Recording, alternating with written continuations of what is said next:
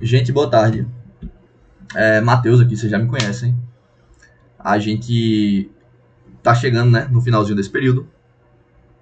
Vão ser as duas últimas monitorias. Comigo vocês vão ver a atuação, comigo e com o Guilherme, na verdade, a atuação, tá, dos fármacos no sistema urinário. Agora que a gente viu tudo da fisiologia, como a gente sabe como é que os processos funcionam, nada mais justo do que a gente aprender, ou pelo menos ter uma ideia por enquanto, de como aplicar os fármacos, tá, ou como os fármacos atuam no sistema urinário como um todo e quais os reflexos disso nos outros sistemas. Minha dica para esse momentinho, tá? É que vocês tentem absorver o máximo que vocês conseguirem. Isso aqui não necessariamente é o assunto da prova, ou enfim. Isso aqui vai ser meio que pra vida, tá? Uma informação que eu já vou dar para vocês agora, mas quase um quarto de todas as doenças, elas acometem os sistemas circulatórios como um todo, o sistema circulatório como um todo. Então a gente vai ter grande presença, tá, dessa fisiologia e da atuação de fármacos no sistema urinário, no sistema cardiovascular, que eles se interpermeiam. A gente vai falar muito sobre a parte de cardio hoje também, que é muito conveniente, que vocês estão vendo no segundo período. Então, meu conselho é que vocês tentem absorver, tentem pegar o máximo que der dessas duas monitorias, tirem dúvidas caso vocês tenham, me procurem Guilherme. Enfim, a gente tá disponível para vocês. Vamos lá, como é que vai funcionar? Como sempre, gente, eu vou fazer do jeito que eu costumo fazer com vocês, que pelo paintzinho aqui, eu não acho que atrapalha tanto, a gente consegue sim ter uma progressão legal aqui. E a gente vai falar da fisiologia comum, tá? De como está funcionando o rim, como está funcionando ali o néfron. E a gente depois vai fazer a aplicação do fármaco. A gente vai introduzir o fármaco e entender o que é que vai acontecer. Nessas duas primeiras classes que a gente vai trabalhar aqui, são os inibidores da enzima conversora de angiotensina e dos bloqueadores para receptor de angiotensina 2, que a gente vai chamar de BRAS, tá? Para não ter que escrever esse nome enorme. A gente basicamente vai interromper um eixo. Que eixo é esse? Vocês já conhecem, mas a gente vai revisar tudinho. Tá gravado, assistam um pedaço agora, assistam um pedaço depois, sei lá, botem no 1.5, duas vezes aí. Mas tentem pegar o máximo que vocês conseguirem, que vai ajudar bastante no M3, no M4, enfim, daqui pra frente. Essa classe de fármacos aqui vocês vão ver para sempre, tá? São primeira linha para tratamento de pressão arterial em muitos e muitos casos. Que é, enfim, uma das doenças mais comuns de todos. Então, beleza. Primeiro, vamos lá. A gente vai ter aqui, tá? O rim, a gente já conhece, tá?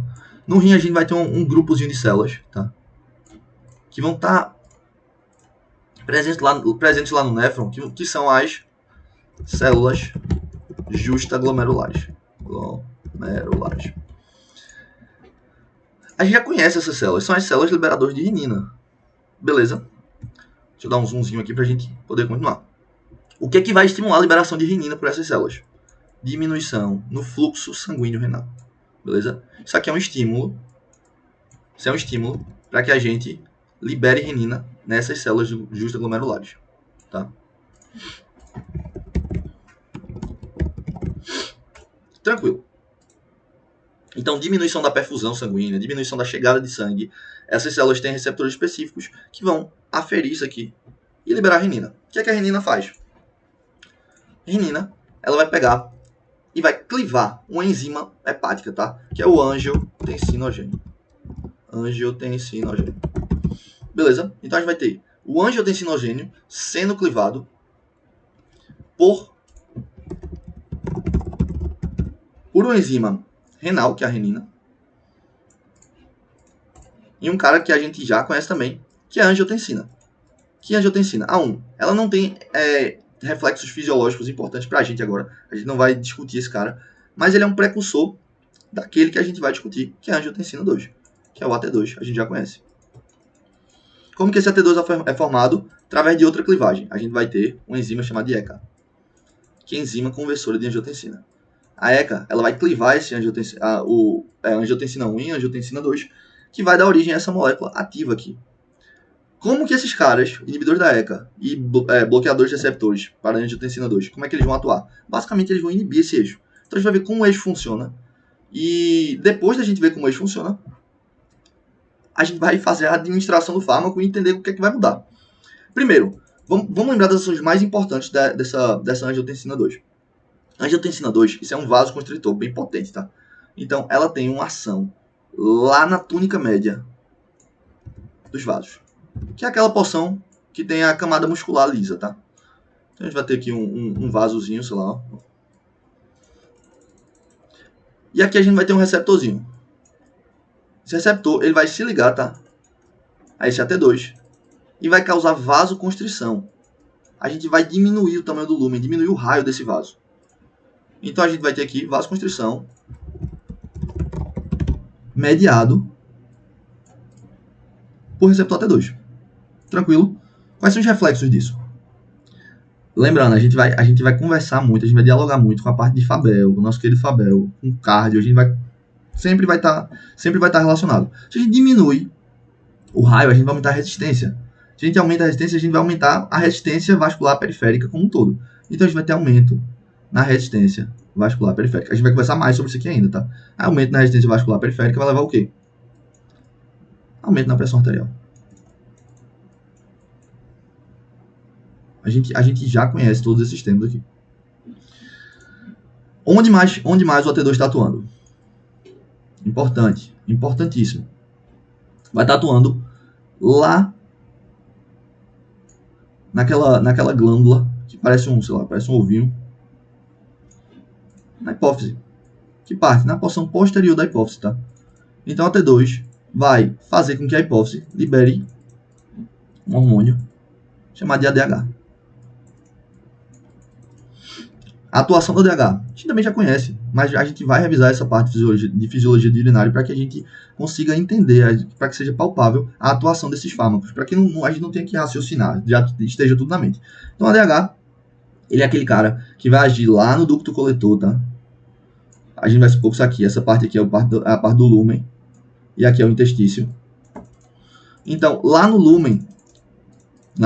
nas células do ducto coletor, tá? Ele vai fazer com que haja o transporte de aquaporinas, tá? Vai haver fusão daquelas vesículas que estão cheias de aquaporinas, que a gente já conversou sobre essas aquaporinas do tipo 2, 3. Então a gente vai ter aqui, ó, o aumento do número de aquaporinas. Lembra que essa porção aqui ela só é permeável à água mediante a atuação do ADH, tá? A gente tem que lembrar disso. Essa porção do ducto coletor. Então a gente vai começar a reabsorver água. Se a água está sendo reabsorvida, e daqui a gente já sabe que ela vai para o sangue, a gente vai aumentar a reabsorção de água.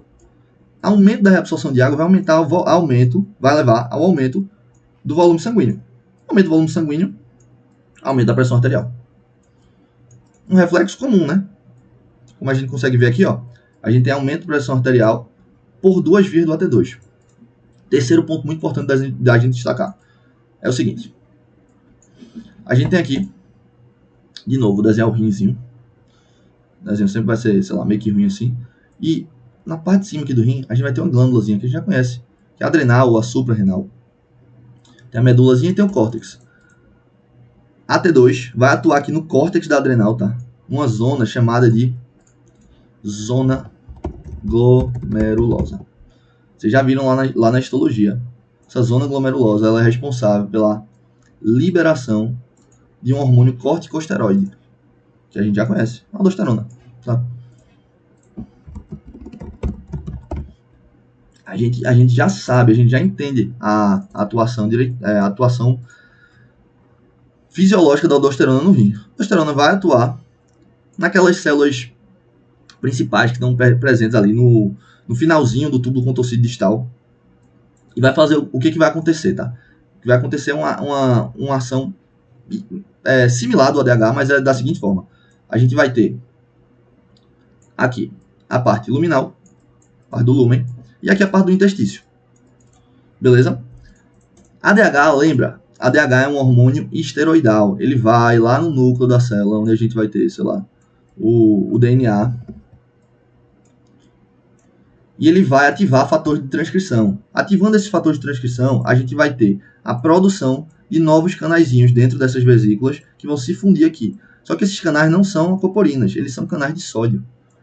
Então eles vão aumentar a quantidade de canais de sódio aqui para que a gente consiga reabsorver mais sódio. Então o sódio vai passar do lúmen para o intestino e depois para o sangue. Isso é um processo básico de reabsorção. A gente já conversou em outras aulas, mas a gente precisa lembrar que o sódio tem um grande poder osmótico. Então a gente vai aumentar a reabsorção de água e reabsorção de sódio por atuação direta da aldosterona. Só que é o eixo funcionando normalmente. Se a gente reabsorve só de água, o que a gente vai aumentar? O volume sanguíneo. Aumentando o volume sanguíneo, a gente vai levar aumento de quê? Pressão arterial. Olha a pressão arterial aparecendo nos 3 eixos. Primeira coisa que dá pra gente tirar desse eixo é o quê? Ele é um eixo hipertensor, tá? A gente tem diminuição do fluxo sanguíneo renal, a gente já conversou sobre isso. E normalmente esses eixos, eles vão querer compensar algum déficit, algum desbalanço no fluxo sanguíneo do rim. Então, se a gente tem diminuição do fluxo sanguíneo renal, da perfusão, da taxa de filtração glomerular, a gente vai tentar se contrapor a isso. E esse eixo, tá, que é mediado pela liberação de renina, ele faz exatamente isso. Ele se contrapõe a essa diminuição do fluxo sanguíneo renal. Conversamos sobre toda a fisiologia. Lembra, a ideia aqui é que a gente vê de novo, vê na tranquilidade aí. A gente tem, nesse finalzinho, a gente vai ter uma disponibilidade maior de tempo. Então, vamos lá. A gente já viu como que funciona a fisiologia. Vamos ver como é que funciona com a atuação do fármaco. Beleza? Então a gente vai ter, eu vou colocar os nomes aqui rapidinho. A gente vai ter a renina, vai ter o angiotensinogênio.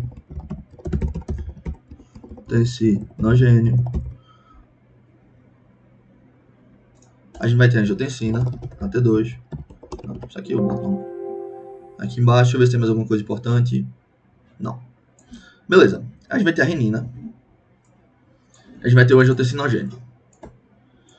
A T2. A T1, desculpa. Daqui a gente vai para a T2. Por ação da ECA. Tá? O que é que o fármaco vai fazer? Que são os inibidores da ECA.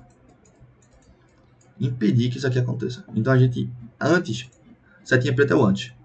Antes a gente tinha aumento nos níveis de AT2. Com a atuação do fármaco, a gente vai levar a diminuição dos níveis de AT2. Beleza? Voltar lá na fisiologia. Nas atuações de AT2. Se antes a AT2 fazia vasoconstrição, o que é que vai acontecer com o endotélio? Vasodilatação. É uma ação antagônica, a gente está impedindo que a vasoconstrição ocorra. Então a gente vai ter uma vasodilatação. Apesar desse desenho aqui ter ficado meio feio, mas enfim, vocês entenderam aí. Vasodilatação aumenta o diâmetro do vaso, aumenta o raio. Se a gente aumenta o raio, o que é que a gente diminui? A resistência vascular periférica.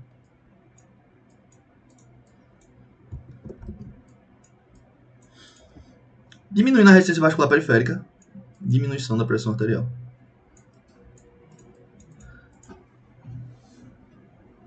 Beleza? Um pontozinho que eu esqueci de comentar aqui, a aldosterona também tem outra função importante que a gente vai comentar nas contraindicações ou nos possíveis efeitos, nos reflexos, tá? Nos efeitos adversos do uso dessas drogas, que é a aldosterona, ela aumenta, tá, a excreção de potássio. Então a gente vai conversar sobre isso daqui a pouquinho. Então a gente tem diminuição da pressão arterial como um todo. Mas, tá? Não, eu vou falar desses reflexos cardíacos daqui a pouco. Mas enfim, vocês vão entender o porquê é tão importante. Então a atuação dela vai fazer com que haja a vasodilatação, diminuição da resistência vascular periférica, diminuição da pressão arterial. Lá na hipófise vai diminuir, tá, a produção de ADH.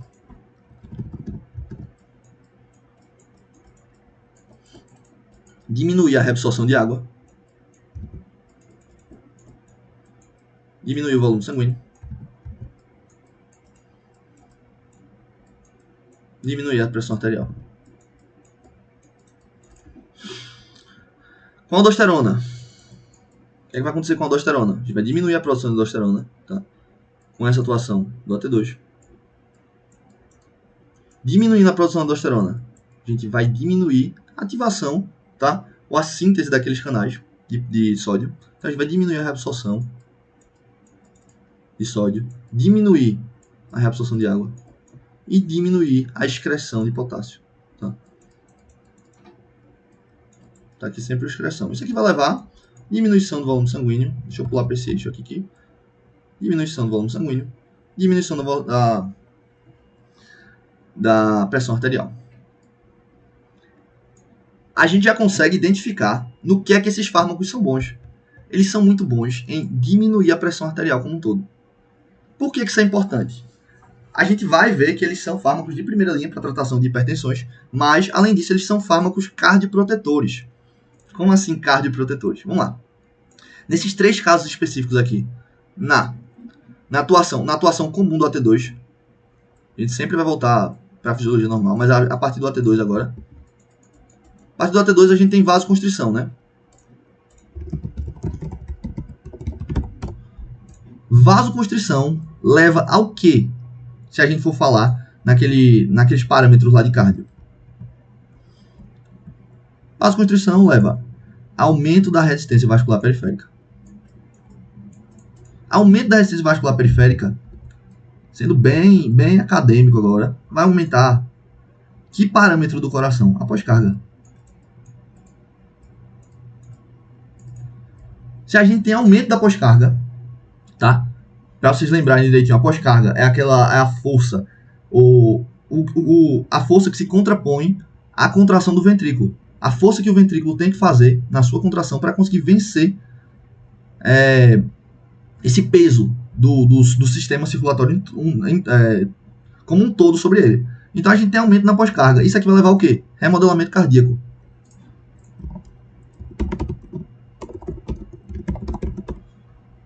Lembra desse remodelamento cardíaco que é uma deposição de matriz fibrosa, tá?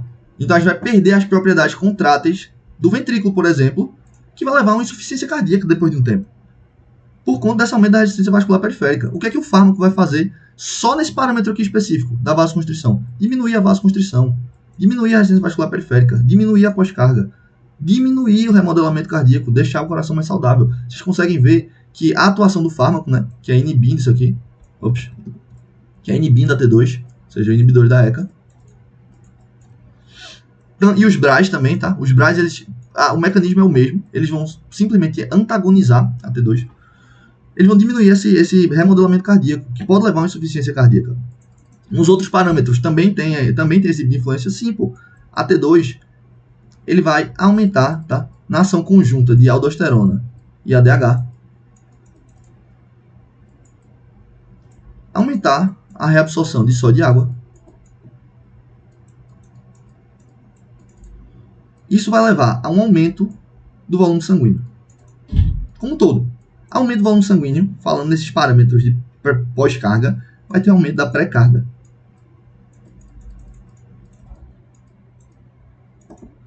Só pelo aumento do volume sanguíneo. Eu sei que aumento da resistência vascular periférica também leva ao aumento da pré-carga. Mas enfim, é nesse parâmetro que eu quero focar aqui, por ele ser mais proeminente nesse sentido. Se a gente tem aumento da pré-carga, se a gente tem um aumento da pré-carga, a gente vai levar a um remodelamento cardíaco. O coração vai ter que ter mais força. Então a gente vai ter que levar a aumento do remodelamento cardíaco. Se a gente inibe esse eixo, o que é que ocorre? Diminuição nos níveis de aldosterona e LH. Diminuição da reabsorção de sódio e água. Diminuição do volume sanguíneo. Diminuição da pré-carga. Então, é óbvio. É claro que a gente tem um aspecto cardioprotetor, tá? Para esse sistema. Desses fármacos. Nesse eixo específico.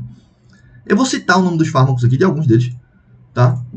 Para que a gente tenha noção de quem eles são. A gente já escutou, já conversou um pouquinho sobre eles durante as aulas, vocês vão escutar isso no resto da vida. Mas esses inibidores da ECA, tá? Eles são aqueles que terminam em prio. Então a gente tem o captopril, eu tô com eles anotando aqui do lado, mas os que eu lembro agora, captopril, enalapril.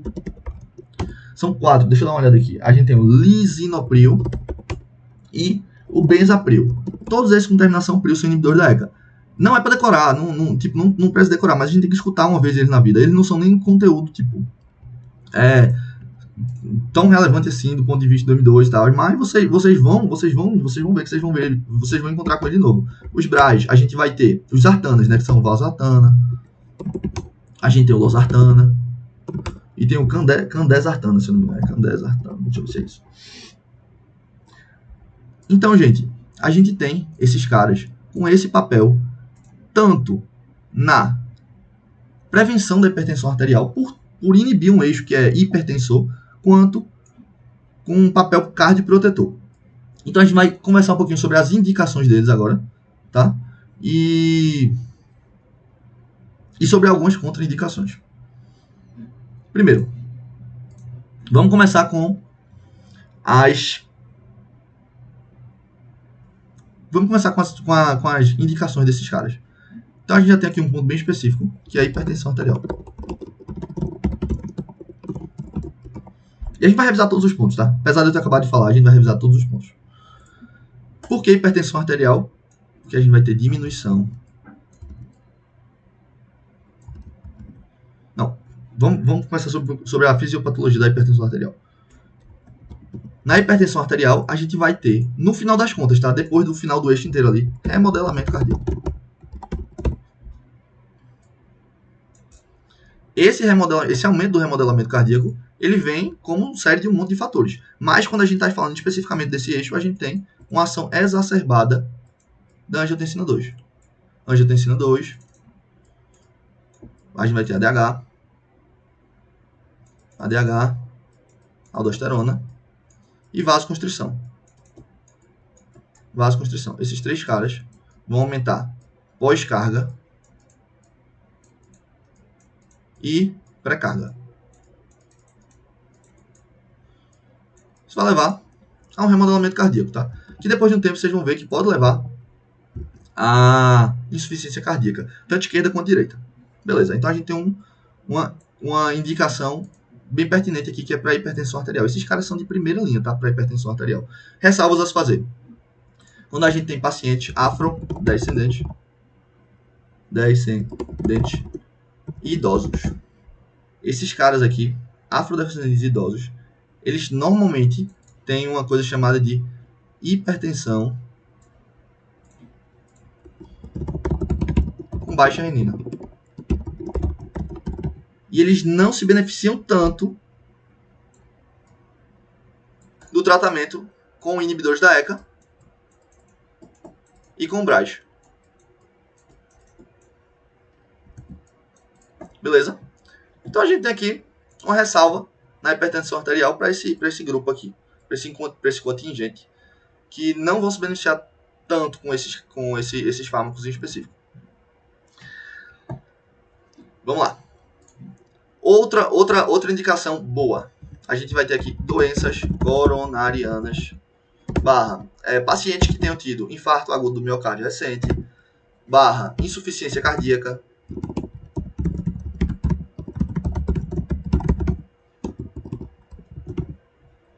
Por que isso aqui?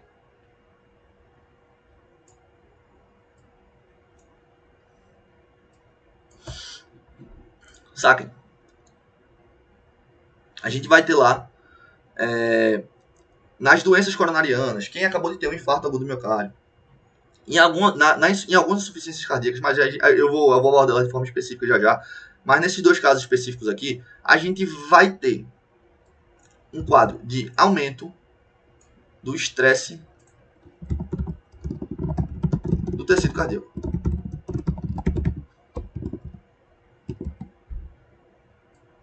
Por conta dessas doenças adjacentes aí que já estão presentes. Se a gente tem aumento do estresse do tecido cardíaco, a gente está tendo um aumento da demanda de oxigênio, para que o coração continue atuando e empurrando sangue para todos os sistemas, de forma que não haja déficits na chegada de oxigênio para sistema nenhum. Então, de novo, a gente tem aqui a T2. T2 vai levar a vasoconstrição. Vai levar que vasoconstrição leva aumento da resistência vascular periférica. Aumento da resistência vascular periférica, aumento da pós-carga.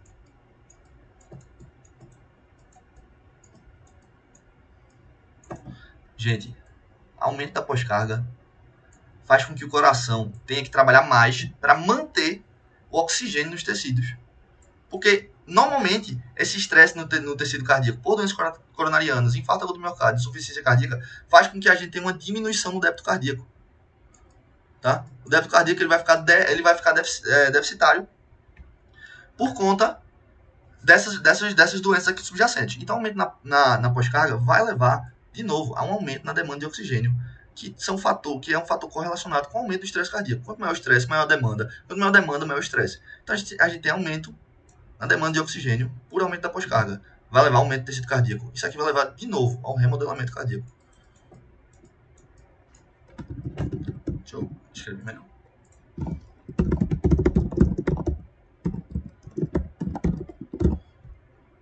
Então, a gente tem, de novo, aparecendo o uso dos inibidores da ECA, tá? Bloqueando aqui esse cara. É repetitivo? Mas é porque funciona dessa forma e a gente tem que ter isso na cabeça sem pensar muito, porque esses caras são de uso do dia a dia. Como eu disse, são fármacos de primeira linha para tratamento dessas doenças específicas, para tratamento da hipertensão arterial. Então a gente diminui a resistência vascular periférica, diminui a pós-carga, diminui a demanda de oxigênio. Se a gente diminui a demanda de oxigênio, diminui o estresse cardíaco. Então a gente não vai ter um acentuamento desse problema aqui, que é o remodelamento cardíaco. Eu vou dar logo a fisiopatologia para vocês, ou pelo menos um por cima dela, que é o seguinte. Se a gente tem um remodelamento do tecido cardíaco, a gente vai ter deposição, tá? De matriz fibrosa, tá? De material fibroso no sistema cardíaco. E a gente não vai ter mais, a gente vai perder a capacidade de contração, a contratilidade. A força de contração. Se a gente perde a força, se a gente perde a contratilidade, a força de contração, se a gente perde esses dois parâmetros em específico aqui, a gente vai ter diminuição do débito cardíaco. Diminuição do débito cardíaco gera um reflexo que faz com que o coração ele tente corrigir isso. Como que ele vai tentar corrigir a diminuição do débito cardíaco? Primeiro, ele aumenta a atividade simpática. Atividade simpática, vocês ainda vão ver isso com mais detalhes, mas a gente já vê uma palhinha disso no M2, vai aumentar a frequência cardíaca e aumentar a vasoconstrição. Olha que problemão. Tudo isso aqui, tá? Aumento da frequência cardíaca, aumento da vasoconstrição, vai cair de novo aqui, ó, aumento da pós-carga. Então a gente vê um cenário, além, né, do aumento da demanda do oxigênio, se a gente está batendo mais rápido, com mais força, para conseguir compensar essa diminuição do débito cardíaco, a gente vai ter um sistema que se retroalimenta, tá? Então, ao chegar no final da via, a gente tem a via estimulando estresse, estimulando lesão do tecido cardíaco. Então, esses caras aqui, eles vão impedir, tá, de certa forma, que tudo isso aqui ocorra por diminuir isso aqui. Se a gente diminuir isso aqui, a vasoconstrição, diminuir todo esse eixo aqui, a gente vai ter uma menor ativação do simpático, a gente vai ter um menor déficit de débito cardíaco. Então, vocês entendem a importância desses caras no tratamento dessas doenças cardíacas, no tratamento da hipertensão arterial. Deixa eu ver se tem mais algum ponto específico que eu quero citar. Não, por enquanto era isso. A gente vai agora para as contraindicações. Então, entendam eles e tentem ter em mente essa atuação deles de forma muito proeminente nessas doenças coronarianas, infarto agudo do miocárdio recente, insuficiência cardíaca, hipertensão arterial. Eles vão ser agentes muito importantes aí no tratamento dessas doenças. Próximo ponto específico. A gente vai falar agora um pouquinho sobre as contraindicações. Na verdade, os efeitos adversos. Vamos falar um pouquinho sobre os efeitos adversos. Lembra que a gente tem a aldosterona como um cara que aumenta a reabsorção de sódio, aumenta a reabsorção de água e aumenta a excreção de potássio. A gente vai focar nisso aqui agora. A gente sabe que os níveis de potássio no sangue, o nível sérico de potássio, a potassemia, sei lá, ele é um cara regulador, tá? De diversos sistemas, porque ele faz parte da composição dos íons, que são protetores, tá? Que são reguladores do potencial de membrana. Então, se a gente tem aumentos ou diminuição, tá? Aumentos ou diminuição nos níveis séricos de potássio, a gente vai ter estabelecido alguns quadros. Podem ser tipo arritmias, podem ser despolarizações, sei lá, específicas de algum nódulo do sino atrial ou do átrio ventricular, por conta desse desbalanço de potássio. Se a gente usa inibidores da ECA, o que é que vai acontecer? A gente vai diminuir a aldosterona, vai diminuir a excreção de potássio. Isso vai levar ao quê? Hipercalemia. A gente vai falar um pouquinho agora sobre a hipercalemia.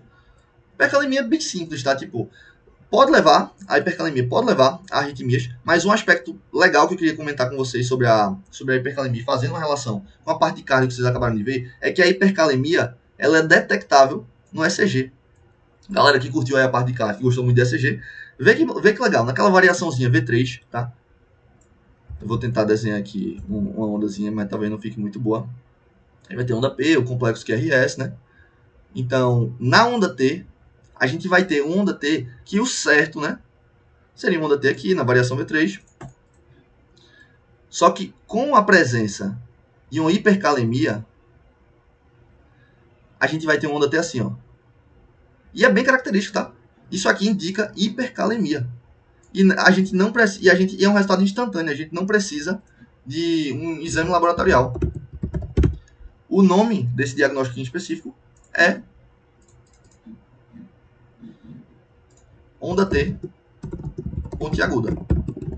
Ela é característica de hipercalemia. Então a gente tem uma forma de diagnosticar a hipercalemia por uma variação do ECG específica sem que a gente precise de exames laboratoriais. Isso é importante quando a gente tem casos severos de hipercalemia que a gente só suspeita e não dá tempo de esperar para o outro dia para fazer, sei lá, um diurético específico para que a gente consiga botar para fora um pouco de potássio. Tranquilo?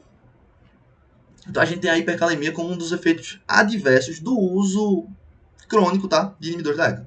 Também dos BRAs. Lembra que vale para os dois. O que eu falo aqui vale para os dois. Tanto o inibidor da ECA quanto os BRAs. Outro quadro específico. Isso aqui vocês vão ver lá no M3, tá? Mas a gente tem um cara que já é conhecido de vocês, que é a bradicinina. Vocês viram esse cara aqui como mediador de dor, se eu não me engano, lá no M1. E a bradicinina, ela tem dois precursores, que é o sininogênio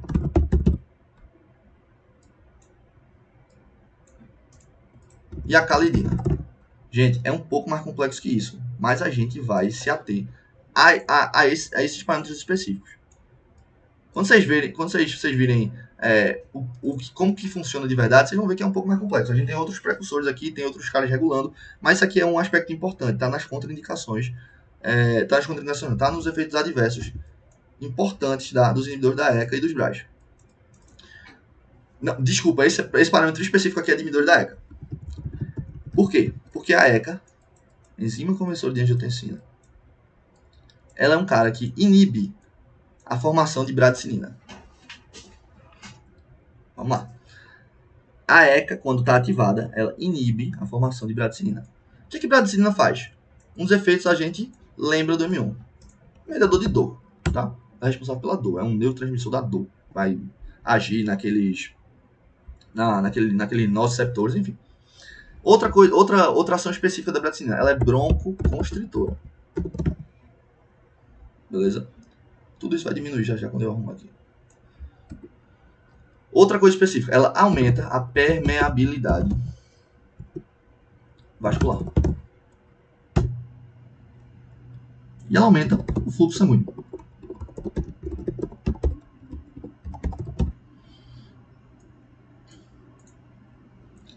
Isso que é legal da gente entender a ação desses caras específicos. Por quê? Dor, não vou me ater isso aqui não, tá? Esquecer dor. Mas a ação broncoconstritora. A gente tem que ter cuidado na administração desses remédios para pacientes que tenham doenças das vias aéreas. Doenças relacionadas às vias aéreas. Beleza? Então, paciente com asma,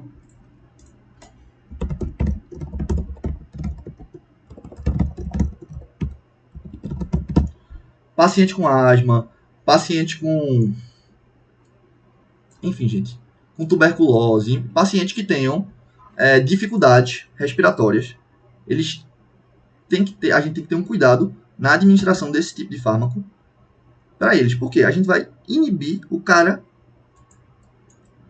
que inibe a formação de bradicinina. E olha a ação da bradicinina. A ação da bradicinina é broncoconstritora. Além disso, tem um aspecto muito, muito específico, que é esses dois aqui. Se a gente pegar o conjunto deles, se a gente aumenta a permeabilidade vascular. Tá? Como é que aumenta a permeabilidade vascular? Aumenta a permeabilidade vascular, a gente vai ter receptores aqui que se ligam naquelas células endoteliais, aí faz com que elas se contraiam, porque essas células também são contráteis, e abram espaços aqui, fazendo com que o líquido possa extravasar para fora do vaso. Dentre outras coisas, mas isso aqui é um dos principais. E se além disso a gente está aumentando o fluxo sanguíneo aqui, o que vai se acumular aqui do lado de fora? Líquido.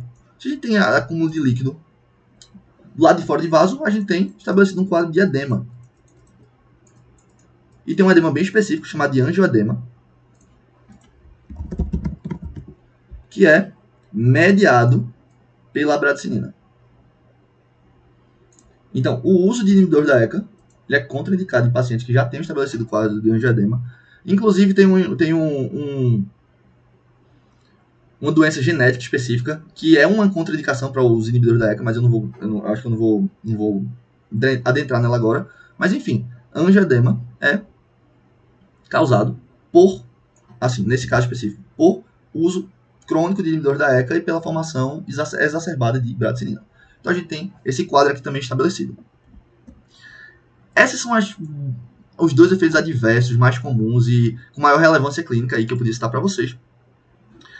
E a gente vai falar de algumas contraindicações agora. Do uso desses dois caras, tá? Primeiro é aquela doença genética que eu já falei para vocês, mas que a gente não vai entrar nela agora. Pera aí, que esse negócio tá sumindo aqui.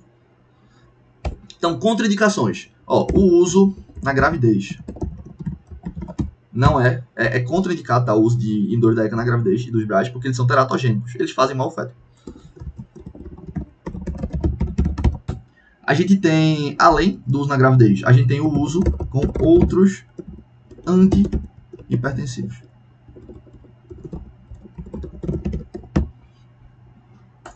Por que, gente? O uso com outros antihipertensivos. Saquem. O que o inibidor, o que esse sistema faz? Ele é um sistema hipertensor. Ele vai aumentar no final de todas as vias aqui a pressão arterial. Ou se a gente inibe um cara que aumenta a pressão arterial por tantos segmentos diferentes, a gente vai ter queda na pressão arterial, né? Inclusive, a gente tem um quadro de hipotensão postural, que é uma hipotensão que pode levar ao desmaio, à síncope, assim que o paciente levanta, causado por diminuição do tônus desses vasos, tá? Que levam à queda da pressão arterial e faz com que ele desmaie. Mas enfim, isso aqui pode levar a um quadro de hipotensão postural. Então, o uso desse cara, desses caras, com outros hipertensivos, não é muito adequado. Outro caso específico, uso com poupadores. Acho que é assim. Poupadores de potássio.